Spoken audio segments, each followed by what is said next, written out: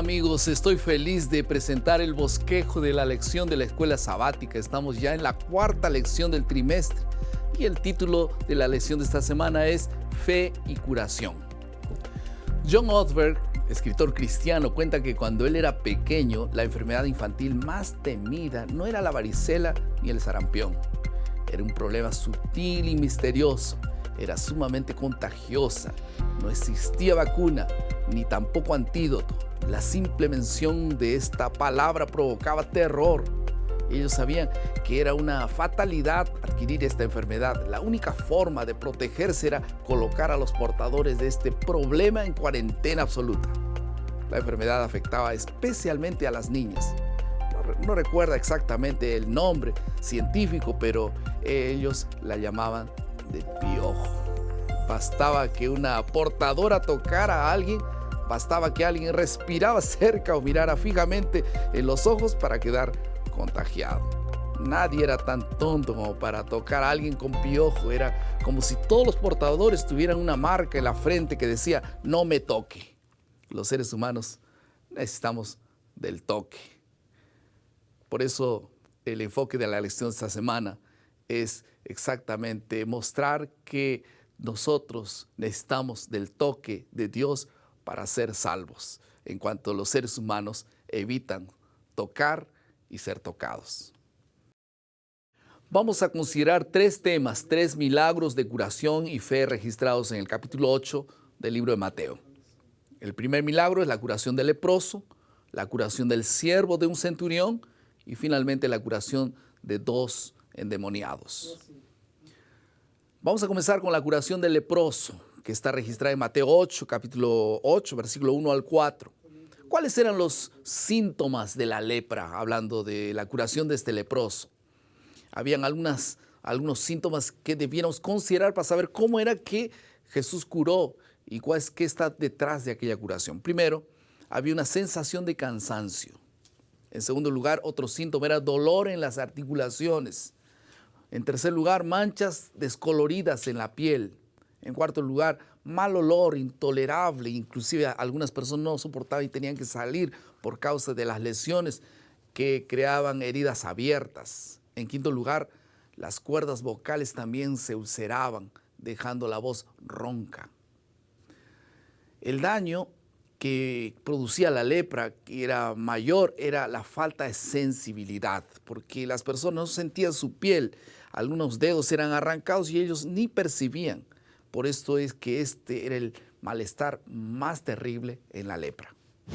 ¿Cómo trataban a una persona en los tiempos de Jesús cuando se confirmaba que tenía la lepra?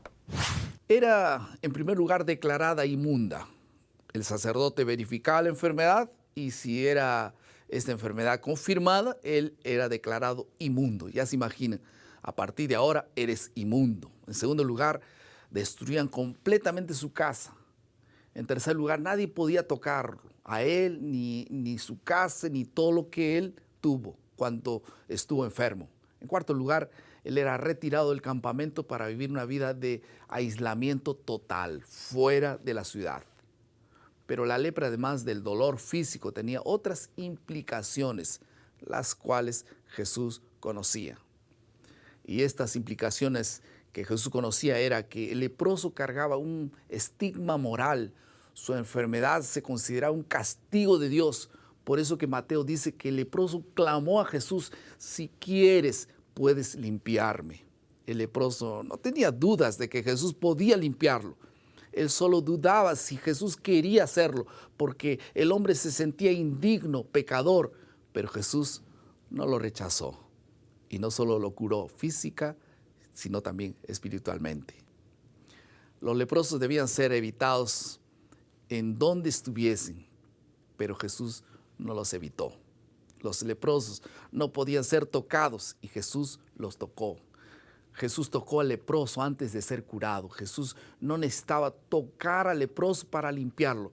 Solo tenía que decir la palabra, pero Jesús se acercó y lo tocó. La palabra lo curó y el toque curó el alma. Pero Jesús quería dejar una cosa bien clara. Jesús toma para sí nuestro pecado para que podamos recibir su vida. Por sus heridas fuimos curados, dice Isaías 53. El segundo asunto es el que vamos a tratar, es el milagro de la curación del siervo del centurión, que está en Mateo capítulo 8, versículo 5. Mientras los leprosos no podían entrar en Jerusalén, los gentiles tampoco podían ingresar en el templo, solo podían estar en el patio. El centurión sabía que ante los ojos de los judíos era considerado indigno, inmundo también. Y entonces el centurión es la primera persona en el Evangelio de Mateo que comprende el alcance de la autoridad de Jesús. Y entonces Jesús aprovecha esa situación para hacer una declaración que fue escandalosa para todos los oyentes. Los judíos esperaban una gran fiesta cuando llegara el Mesías, en la cual todos ellos estarían presentes, menos los gentiles y menos los leprosos, etc. Y Jesús dio un giro nuevo a la historia. Y de acuerdo con él, muchos gentiles del oriente y del occidente estarían en la fiesta, mientras muchos de los judíos, hijos del reino, serían lanzados fuera en las tinieblas. Esto está en Mateo capítulo 8, versículos 11 y 12. De este modo, Jesús expone dos temas que aparecen a lo largo del Evangelio de Mateo. El primero, la salvación de los gentiles, como fue presentado en la genealogía con los antepasados de Jesús. Y en segundo lugar, el tema es que la situación precaria de los judíos que rechazaron al Mesías estaba complicado. El tercer tema es la curación de los endemoniados. Esto está en Mateo capítulo 8, versículo 28 al 34, y existen tres fases del milagro. La primera fase es el dominio del demonio, cuando ellos declaran: ¿qué tenemos contigo? En otras palabras, ¿por qué te entrometes? Este es nuestro dominio. Jesús entra en un terreno que había sido invadido por el enemigo. Por eso vino Jesús. Él invadió la tierra, lo que había sido invadido por el diablo, para recuperar corazones, lugares para Dios. En segundo lugar, la derrota del demonio de Mateo capítulo 8, verso 30 al 32, nos muestra que ellos sabían que estaban derrotados, querían huir, pero ¿a dónde? Cerca de allí no había más que un hato de cerdos, y entonces le pidieron que los dejara entrar en los cerdos. No era un ruego, sino el reconocimiento de una derrota. El diablo es un enemigo derrotado. En tercer lugar, la confusión de los paganos se registra en Mateo 8 y el versículo 33 y 34. Los paganos no estaban preparados para recibir a Jesús. Para ellos los cerdos valían mucho más que los hombres. Los cuidadores de cerdos llevaron un informe de la tragedia de los cerdos y no la salvación de los endemoniados. Las palabras más marcantes, más impresionantes de ese milagro están en los versículos 34. Ellos le rogaron que se fuera de sus condominios, de sus contornos. Ellos podrían haber sido bendecidos y perdieron la oportunidad de la visita de Jesús. Todos nosotros sabemos que Jesús llegó a aquella población para bendecirla, y cuando salió, apenas los que menos estaban esperando fueron bendecidos. Vamos ahora a la tercera parte de nuestro bosquejo, cómo aplicar todos estos conceptos estudiados a nuestro diario vivir. En primer lugar, saben que el secreto de sentirse tan pleno con la vida de Jesús es que al tocar el mundo, en vez de que nos afecte, nosotros lo afectaremos.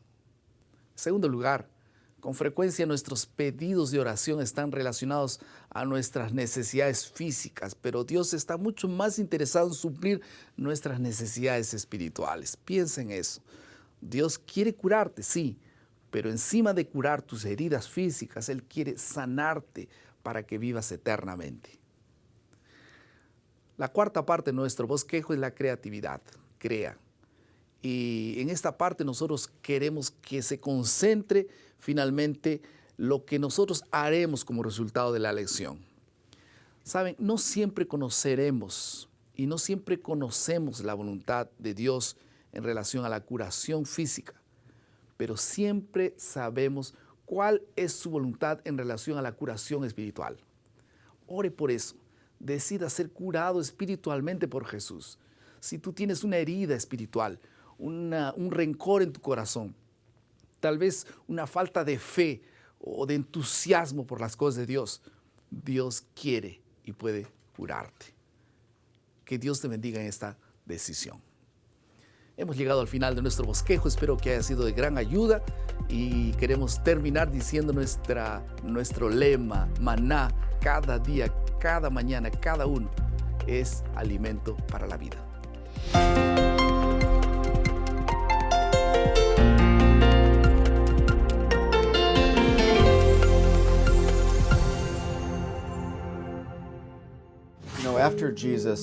Después que Jesús predicó el sermón en la montaña, él bajó la colina al lado del mar de Galilea y fue recibido por una humanidad en profundo dolor, en profunda angustia. Un hombre leproso vino a él y le dijo: Señor, si lo deseas, puedes limpiarme. Es interesante